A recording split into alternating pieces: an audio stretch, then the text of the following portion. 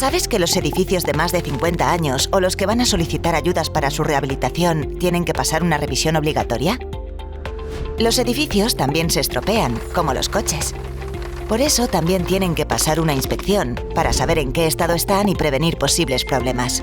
Con esta revisión tendrás un diagnóstico sobre tu edificio, el informe de evaluación de edificios de viviendas, que evalúa su estado de conservación, sus condiciones de accesibilidad y su eficiencia energética.